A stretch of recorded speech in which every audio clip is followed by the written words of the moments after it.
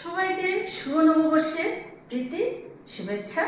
বড়দেরকে প্রণাম ও ছোটদেরকে আমার অনেক অনেক ভালোবাসা।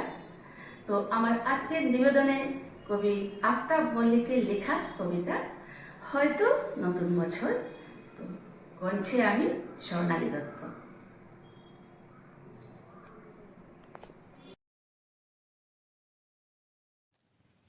বছর যেমন শেষ হয়ে যায়, আসেও ফিরে আবার।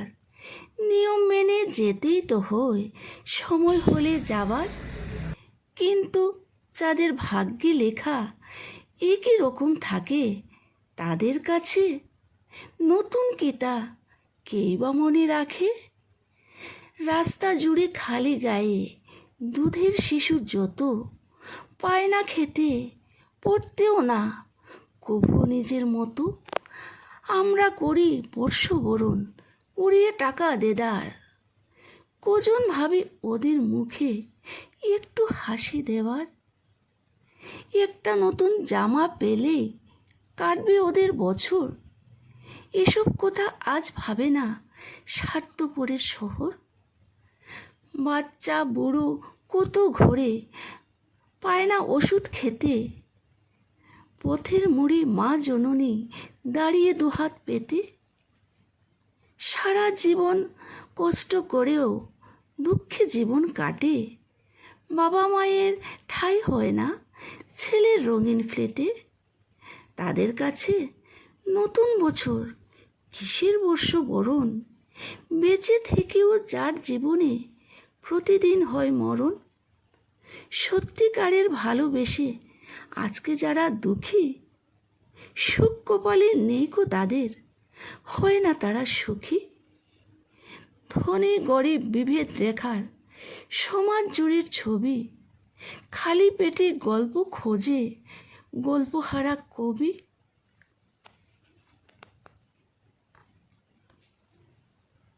ব্যথা দিয়ে জীবন ভরা যাদের পৃথিবীতে, একটুখানি খুশির পরশ কেউ আসেনি দিতে।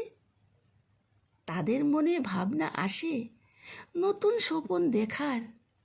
যাদের কাছে অর্থ আছে, সময় আছে বেকার। দুবেলা খাবার জোগাড় করতে গিয়ে যারা জীবনটাকে বাজি রেখে আজকে দিশে হারা, তাদের কাছে নতুন বছর এসেও আসে না গো।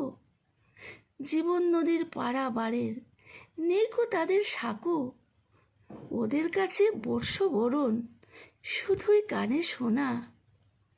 নতুন ভোরের স্বপ্ন দেখার মিথ্যে সেজাল বোনা, তবুও সবাই নতুনটাকেই মেনেও নেই শেষে। আশার তরি যতই ডুবুক সুখের তীরে এসে। আমিও যে তাই প্রার্থনা এই প্রভুর কাছে করি, সবার ঘাটে ফিরে যেন স্বপ্ন সুখের তরি। সবার ঘাটে ভিড়ে যেন স্বপ্ন সুখের তরি।